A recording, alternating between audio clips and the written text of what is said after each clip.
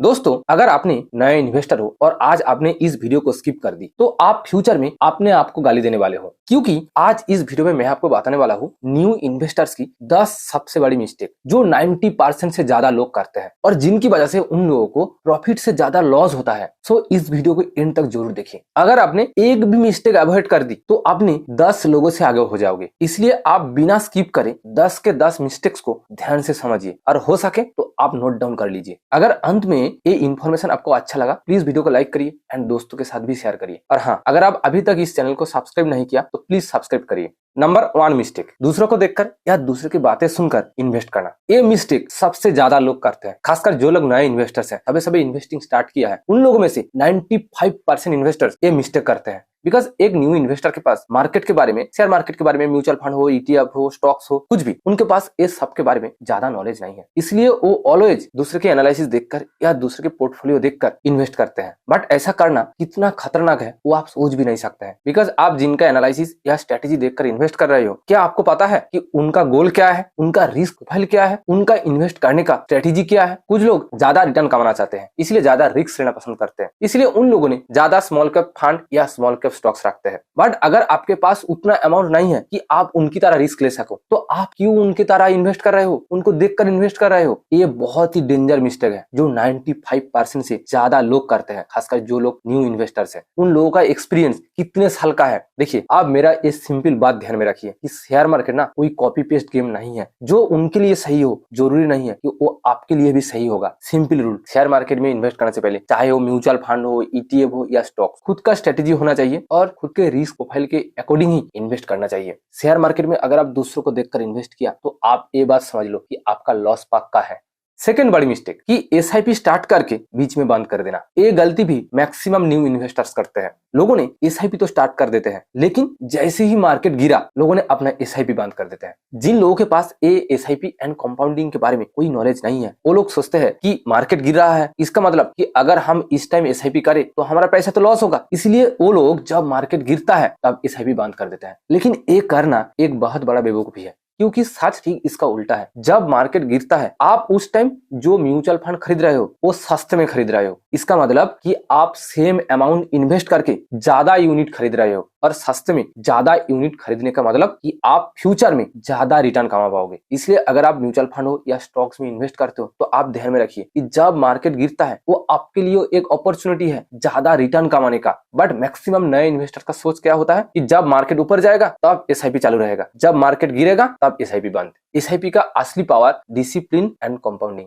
अगर आप एक गोल सेट कर लिया कि अगले 10 साल के लिए एसआईपी करूंगा, तो चाहे कुछ भी हो जाए, अगर आप एक सही फंड पिक किया या सही स्टॉक्स पिक किया तो आप उस स्टॉक्स में एसआईपी करते रहिए। अगर स्टॉक्स या म्यूचुअल फंड का फंडामेंटल सही है तो आप एसआईपी चालू रखिए। आप एक बात ध्यान में रखिए कि शेयर मार्केट में खरगोश कभी भी नहीं जीत पाते हैं, एक कछुआ ही जीत पाते हैं। इसलिए आप शेयर मार्केट में खरगोश नहीं कछुआ बनने की कोशिश करिए। कंसिस्टेंसी के साथ एसआईपी करते रहिए। Third mistake and one of the most important mistake, लोग डाइवर्सिफिकेशन के नाम पर ओवर डाइवर्सिफिकेशन करते हैं। लोग हमेशा बोलते हैं कि अगर आपको रिस्क को कम करना है तो आपके पोर्टफोलियो को ज्यादा डाइवर्सिफाई करो, और इस ज्यादा डाइवर्सिफाई के चक्कर में लोग 10-15 म्यूचुअल फंड्स, 40-50 स्टॉक्स खरीद लेते हैं और उसके बाद सोचते हैं कि मैं तो बहुत सारे म्यूचुअल फंड और स्टॉक्स खरीद लिया, इसका मतलब कि मेरा पोर्टफोलियो तो सेफ है, रिस्क नहीं है। लेकिन भैया ऐसा नहीं होता है, ये डाइवर्सिफिकेशन नहीं है, इसको ओवर डाइवर्सिफिकेशन कहते हैं। और ओवर डाइवर्सिफिकेशन का मतलब कि ना प्रॉफिट का क्लैरिटी और ना लॉस का क्लैरिटी। अब एक बात सोचो कि आप इतने सारे स्टॉक्स और म्यूचुअल फंड क्यों लिया? क्योंकि आपके पास मार्केट की सही नॉलेज नहीं है, आपको बेस्ट फंड या बेस्ट स्टॉक्स चुनने का प्रोसेस नहीं आता है। ज्यादा स्टॉक्स एंड म्यूचुअल फंड खरीदने का मतलब आप आपके पोर्टफोलियो को ठीक से कंट्रोल नहीं कर पाओगे, ठीक से ट्रैकिंग नहीं कर पाओगे। आपको जो रिटर्न मिलेगा ना वो एवरेज ही मिलेगा, मार्केट से भी लो मिलेगा, और रिस्क तो मार्केट से कई गुना ज्यादा है। अगर आपको नॉलेज नहीं है तो आप इंडेक्स फंड को खरीद लो, जैसे कि निफ्टी 50 इंडेक्स फंड, वहाँ 50 स्टॉक्स होते हैं। सेंसेक्स इंडेक्स फंड, वहाँ 30 स्टॉक्स होते हैं, तो आप वो खरीद लो, आपके लिए वही बेस्ट होगा। वो मार्केट के एवरेज रिटर्न देगा और बहुत ही लो रिस्क में। बट आप ये जो बहुत सारे स्टॉक्स या म्यूचुअल फंड को खरीद कर ये सोच रहे हो आप मार्केट से ज्यादा रिटर्न कमा पाओगे, ये इम्पॉसिबल मान लो आप। डाइवर्सिफिकेशन का सही मतलब क्या आपको पता है? डाइवर्सिफिकेशन का सही मतलब होता है कि आपके पोर्टफोलियो में, अगर आप स्टॉक्स में इन्वेस्ट करना चाहते हो तो आपके पोर्टफोलियो में अलग अलग सेक्टर का 10 से 15 स्टॉक्स होना चाहिए। अगर आपके पास ज्यादा अमाउंट है तो आप मैक्स टू मैक्स 30 स्टॉक्स चुन सकते हैं, और अगर आप म्यूचुअल फंड में इन्वेस्ट करना चाहते हो तो आपके पोर्टफोलियो में max to max 5 mutual fund होना चाहिए। और ऐसा नहीं है कि ये मैं कह रहा हूँ, ये पास्ट हिस्ट्री है शेयर मार्केट की। 30 स्टॉक्स के बाद डाइवर्सिफिकेशन खत्म हो जाता है। फोर्थ मिस्टेक कि लोग स्टॉक मार्केट में, चाहे वो स्टॉक्स हो, म्यूचुअल फंड हो या ईटीएफ, जब इन्वेस्ट करते हैं वो सिर्फ पास्ट रिटर्न को देखकर ही इन्वेस्ट करते हैं। किसी एक म्यूचुअल फंड, ईटीएफ या स्टॉक पास्ट 1 साल में या 2 साल में 20% 30% रिटर्न दिया, लोग सोचते हैं कि ये रिटर्न तो कमाल का है, ये तो बहुत बढ़िया फंड या स्टॉक्स है, तो चलो इसमें इन्वेस्ट कर देते हैं। अगर आप भी सेम चीज करते हो तो रुक जाओ, बिकॉज शेयर मार्केट में पास्ट रिटर्न गारंटी नहीं होता। यानी पिछले साल में या पिछले 1-2 साल में जो रिटर्न मिला, जरूरी नहीं है कि अगले 1-2 साल में आपको सेम रिटर्न मिलेगा, क्योंकि शेयर मार्केट एक साइकिल की तरह है। जो ऊपर जाता है वो कभी ना कभी नीचे भी आता है। इसलिए अगर आप पीक पर इन्वेस्ट कर रहे हो ये सोचकर कि यहाँ से म्यूचुअल फंड या स्टॉक्स और भी ऊपर जा सकता है, जरूरी नहीं कि ऐसा होगा। हो सकता है कि इसका उल्टा हो। दूसरी बात, शेयर मार्केट में हाई रिटर्न का मतलब कि हाई रिस्क, हाई वोलेटिलिटी। इसलिए जब भी आप किसी स्टॉक्स या फंड को चुने तो आप उस फंड की लास्ट 1-2 साल की रिटर्न नहीं, आप उस फंड की लास्ट 5 साल 10 साल की रिटर्न देखें। सिर्फ रिटर्न नहीं, आप उस फंड की रिटर्न में कितना कंसिस्टेंसी है वो भी चेक करें। ऐसा नहीं है कि 3 साल पहले उस फंड 5 से 6% रिटर्न दिया और इस साल उस फंड ने 14 से 15% रिटर्न दिया। अगर ये हुई तो आपको ये देखना है कि 3 साल पहले ऐसा क्या हुआ था शेयर मार्केट में कि उस फंड की रिटर्न इतना लो गया। आपको उस फंड की फंडामेंटल्स चेक करना है कि उस फंड कहां से रिटर्न जनरेट करते हैं, वो रिटर्न कमाने के लिए कौन कौन सी जगह में इन्वेस्ट करते हैं, उस जगह कितना रिस्की है, आपको ये सब चेक करना है। इसको ही फंडामेंटल एनालिसिस करते हैं। और उस फंड की जो ग्रुप है, फंड मैनेजर के जो ग्रुप है, उनका सोच क्या है, क्या उन लोगों ने ज्यादा रिस्क लेकर ज्यादा रिटर्न कमाना पसंद करते हैं या फिर एवरेज रिस्क लेकर थोड़ा ज्यादा रिटर्न कमाना पसंद करते हैं। आपके हिसाब से अगर आप ज्यादा रिस्क लेना चाहते हैं तो उस फंड को पिक करिए। अगर आप ज्यादा रिस्क नहीं लेना चाहते हैं तो आप ऐसे फंड को पिक करिए कि जहां फंड मैनेजर एवरेज रिस्क के साथ थोड़ा ज्यादा रिटर्न कमाते हैं। आप आपके गोल एंड रिस्क के अनुसार ही फंड का फंडामेंटल चेक करने के बाद ही उस फंड में या स्टॉक्स में इन्वेस्ट करिए। फिफ्थ मेजर मिस्टेक कि मैक्सिमम न्यू इन्वेस्टर्स उनके इन्वेस्टमेंट का गोल क्या है वो डिसाइड नहीं करते हैं। यानी बिना गोल के साथ इन्वेस्टमेंट। आप स्टॉक्स या म्यूचुअल फंड में इन्वेस्ट कर रहे हो, आप हर महीने इन्वेस्ट कर रहे हो, लेकिन आपको ये नहीं पता कि आप क्यों इन्वेस्ट कर रहे हो, वो पैसा कहाँ लगाना है, आपको कितने साल तक इन्वेस्ट करना है। बस पैसा डाल दिया कभी स्टॉक्स में या कभी म्यूचुअल फंड में, लेकिन गोल के बारे में कोई आइडिया नहीं है। मान लो कि आप आपके कार लेकर घर से निकला, लेकिन आपको ये नहीं पता कि कहाँ जाना है, आपके पास कोई रोड मैप नहीं है, तो आप कब तक कार चलाते रहोगे। ये बिना गोल के इन्वेस्टमेंट का मतलब भी सेम चीज है कि आप इन्वेस्ट कर रहे हो, लेकिन आपको ये नहीं पता आपके वो इन्वेस्टमेंट का गोल क्या है, कितने साल तक इन्वेस्ट करना है। आपके इन्वेस्टमेंट का क्लियर गोल ना होना सिर्फ एक प्रॉब्लम नहीं है, और एक प्रॉब्लम भी है। क्लियर गोल ना होने से मैक्सिमम लोग गलत जगह में इन्वेस्ट कर देते हैं। शॉर्ट टर्म प्रॉफिट के लिए लॉन्ग टर्म एसेट खरीद लेते हैं और बाद में जब मार्केट गिरता है तब पैनिक में आकर वो पैसा निकाल लेते हैं और रिजल्ट में क्या आता है, लॉस। इसलिए जब भी आप इन्वेस्टमेंट स्टार्ट करें तो आप always at first clear goal decide करें कि आपके इन्वेस्टमेंट के पीछे, हर एक इन्वेस्टमेंट के पीछे क्या गोल है, कितने साल तक इन्वेस्ट करना है। सिक्स्थ बड़ी मिस्टेक कि लोन लेकर शेयर मार्केट में इन्वेस्ट करना। इंडिया में कोरोना के बाद से लोगों के बीच, खासकर न्यू जनरेशन के बीच एक ट्रेंड बन चुका है लोन लेकर शेयर मार्केट में इन्वेस्ट करना। लोग सोचते हैं कि शेयर मार्केट का रिटर्न तो लोन के इंटरेस्ट से ज्यादा है, तो लोन लेकर उस अमाउंट को शेयर मार्केट में इन्वेस्ट करने में क्या प्रॉब्लम है। बट मुझे ये नहीं पता कि लोगों को ये सिंपल बात क्यों समझ में नहीं आता है कि लोन का इंटरेस्ट फिक्स्ड है बट शेयर मार्केट का रिटर्न फिक्स नहीं है। ये अप्स एंड डाउन होता है। जब मार्केट ऊपर जाता है तो अच्छा रिटर्न देता है, लोन के इंटरेस्ट से ऑब्वियसली ज्यादा रिटर्न देता है, लेकिन जब मार्केट गिरता है तब बहुत ही लो रिटर्न मिलता है, इवन नेगेटिव रिटर्न मिलता है। यानी आपने जो अमाउंट इन्वेस्ट किया वो भी लॉस होता है। शेयर मार्केट कोई शॉर्ट टर्म गेम नहीं है, ये लॉन्ग टर्म गेम है। यहाँ एवरेज रिटर्न कमाने के लिए आपको मिनिमम 5 साल इन्वेस्टेड रहना है। तो आप ही सोचिए कि जब शेयर मार्केट नीचे जाएगा, डाउन जाएगा, तब आपको तो लो रिटर्न मिलेगा, लेकिन उस टाइम आपको तो लोन का ईएमआई भरना ही है। पर मंथ या क्वार्टरली आपको लोन का ईएमआई तो भरना ही है। तो उस टाइम आप लोन का ईएमआई कहाँ से जुटाओगे। इस स्ट्रेस में लोग बहुत गलत डिसीजन ले लेते हैं। लोग पैनिक में सेल कर देते हैं अपना फंड्स या स्टॉक्स, रॉन्ग एग्जिट ले लेते हैं, जिसकी वजह से लॉस होता है उन लोगों को। और इससे भी खतरनाक गलत डिसीजन ले लेते हैं जो आपको पता ही है, तो मुझे बताने की कोई जरूरत ही नहीं है। इसलिए मैं सभी को हाथ जोड़कर रिक्वेस्ट करता हूँ, आप कभी भी लोन लेकर शेयर मार्केट में इन्वेस्ट मत करिए।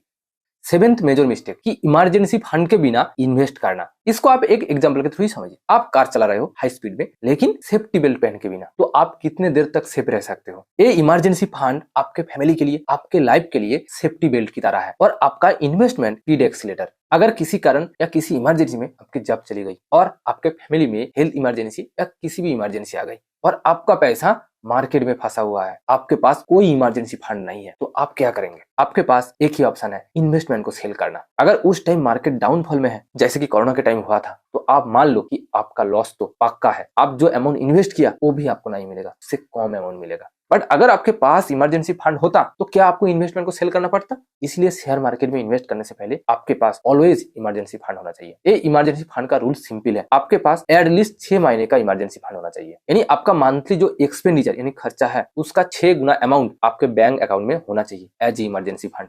8 मेजर मिस्टेक, मार्केट को टाइम करने की कोशिश करते हैं। ये क्या होता है? बहुत सारे लोग क्या करते हैं कि मार्केट ऊपर जा रहा है, वेट करते हैं कि जब मार्केट गिरेगा तब इन्वेस्ट करूंगा। मार्केट गिरता है तब भी वो लोग वेट करता है कि मार्केट और भी गिरे तब जाकर इन्वेस्ट करूंगा, मार्केट में बॉटम में जाकर इन्वेस्ट करूंगा। लेकिन सच बात यह है कि किसी को नहीं पता कि मार्केट कितना ऊपर तक जाएगा और कितना लो तक जाएगा। यानी मार्केट का बॉटम क्या है वो किसी को नहीं पता, कोई नहीं पकड़ सकते। अगर किसी ने 1-2 बार मार्केट की बॉटम में इन्वेस्ट कर दिया, ऐसा नहीं कि वो उसका नॉलेज है, वो उसका लाख है। वर्ल्ड का सबसे बड़ा इन्वेस्टर वॉरेन बफेट कहते हैं, टाइमिंग द मार्केट नहीं, टाइम द मार्केट। यानी आप मार्केट को टाइमिंग मत करो, आप मार्केट को टाइम दो आपके पैसों को कंपाउंडिंग करने में। यानी अगर आप मार्केट में कंसिस्टेंटली डिसिप्लिन के साथ इन्वेस्ट कर रहे हो, मार्केट को बिना टाइम करे, आप अच्छा खासा प्रॉफिट कमा पाओगे। इवन जो लोग मार्केट को टाइमिंग करते हैं उनसे भी ज्यादा प्रॉफिट कमा पाओगे। इसलिए आप भी कभी भी मार्केट टाइमिंग के चक्कर में ना पड़े, मार्केट की टाइम करने की कोशिश कभी भी मत करें। 9th मेजर मिस्टेक कि एवरीडे पोर्टफोलियो में कुछ ना कुछ ऐड या सेल करना। टीवी पर या न्यूज़पेपर में न्यूज आ गई कि फलाना स्टॉक्स अगले महीने से ऊपर जा सकता है, कुछ लोग क्या करते हैं कि उस स्टॉक्स को बाई कर लेते हैं। नेक्स्ट दिन न्यूज देखते हैं कि फलाना स्टॉक्स अगले महीने से नीचे जा सकता है, कुछ लोग फिर से क्या करते हैं कि उस स्टॉक्स को बाई कर देते हैं। हर दिन ऐसे करते रहते हैं। बट सच बात यह है कि ये करने से आप प्रॉफिट की बात तो छोड़ो, आपको लॉस झेलना होगा, क्योंकि आपने हर दिन जो स्टॉक्स बाई कर रहे हो, सेल कर रहे हो, क्या आपको उसका टैक्सेशन के बारे में पता है कि जब आप स्टॉक्स बेचते हैं या म्यूचुअल फंड बेचते हैं, शॉर्ट टर्म के लिए कितना टैक्स होता है, लॉन्ग टर्म के लिए कितना टैक्स होता है, एग्जिट लोड क्या है? एक तो आपके पास इन सब के बारे में सही नॉलेज नहीं है, और दूसरा चीज कि आप सोचते हैं कि आप हर दिन इसी तरह स्टॉक्स, म्यूचुअल फंड या ईटीएफ बाई और सेल करके एक्स्ट्रा प्रॉफिट कमा पाओगे, मार्केट की रिटर्न को बीट कर पाओगे। लेकिन ये इम्पॉसिबल है, ये 100% इम्पॉसिबल है। आज तक जिन सारे लोगों ने ऐसा किया, मार्केट उनको खा गई, उन लोग मार्केट से गायब हो गई, उन लोगों ने 1-2 साल से ज्यादा मार्केट में सस्टेन नहीं कर पाए। 10th and last major mistake, loss से डर कर गलत डिसीजन लेना। जब एक नए इन्वेस्टर्स देखते हैं कि जिस स्टॉक्स या म्यूचुअल फंड को वो खरीदा उसका रिटर्न लो जाने लगा या लॉस में जाने लगा, तो वो पैनिक में आ जाते हैं, और पैनिक में आकर वो क्या करते हैं कि वो उस स्टॉक्स या म्यूचुअल फंड को सेल कर देते हैं। बट इसके पीछे साइकोलॉजी क्या है? सिंपल साइकोलॉजी, उनको शेयर मार्केट की बेसिक नॉलेज नहीं पता है। शेयर मार्केट एक रोलर कोस्टर की तरह, कभी ऊपर जाएगा तो कभी नीचे भी जाएगा, लेकिन आफ्टर लॉन्ग टर्म एटलीस्ट 5 साल बाद वो आपको पॉजिटिव रिटर्न देगा। बट मैक्सिमम नए इन्वेस्टर्स खुद के इमोशंस को कंट्रोल नहीं कर पाते हैं, क्योंकि उनके पास मार्केट की बेसिक नॉलेज नहीं है। इसलिए आप जब भी इन्वेस्ट करें, मैं हर बार कहता हूँ, मार्केट की बेसिक नेचर को आप समझे, मार्केट की बेसिक कॉन्सेप्ट को आप समझे, उसके बाद ही इन्वेस्टमेंट स्टार्ट करें, क्योंकि ये हर एक के लिए जरूरी है। अब तक तो आपने ऐसे 10 मेजर मिस्टेक्स को समझ लिया जो मैक्सिमम नए इन्वेस्टर्स करते हैं। अब मैं आपको न्यू इन्वेस्टर के लिए एक गोल्डन रूल बताऊंगा जो मैंने खुद बनाया। वो गोल्डन रूल क्या है न्यू इन्वेस्टर के लिए? नंबर 1 रूल, स्टॉक मार्केट में इन्वेस्ट करने से पहले आपके पास एटलीस्ट 6 महीने की इमरजेंसी फंड होना ही चाहिए। Second, clear goal and mindset. अगर आप लॉन्ग टर्म के लिए इन्वेस्ट करना चाहते हैं तो आप ऐसे फंड या स्टॉक्स को पिक करेंगे जो लॉन्ग टर्म के लिए सही हो। अगर आप शॉर्ट टर्म के लिए इन्वेस्ट करना चाहते हैं तो आप ऐसे स्टॉक्स या म्यूचुअल फंड या ईटीएफ को पिक करेंगे जो शॉर्ट टर्म के लिए सही हो। थर्ड, अगर आप एसआईपी करना चाहते हैं तो आप डिसिप्लिन के साथ एसआईपी करेंगे। फोर्थ, आपका पोर्टफोलियो ओवर डाइवर्सिफिकेशन नहीं होना चाहिए। फिफ्थ, आप इमोशंस को कंट्रोल करेंगे। लास्ट गोल्डन रूल जो सबसे इंपॉर्टेंट, कि आप कभी भी लोन लेकर शेयर मार्केट में इन्वेस्टमेंट नहीं करेंगे। अगर आपने मेरा ये 6 गोल्डन रूल को फॉलो किया तो मैं आपको एक दावे के साथ कह सकता हूँ, आप ऑब्वियसली मार्केट से प्रॉफिट कमा पाएंगे। एटलीस्ट आपका पैसा कभी भी लॉस नहीं होगा। अगर आपको मेरा ये इन्फॉर्मेशन वैल्यूएबल लगा तो प्लीज वीडियो को लाइक करें एंड दोस्तों के साथ शेयर करें। अगर आपने अभी तक मेरा इस चैनल को सब्सक्राइब नहीं किया तो प्लीज सब्सक्राइब करें, ताकि आपकी तरफ से भी मुझे कुछ वैल्यू मिले। Thank you for watching this video. See you again.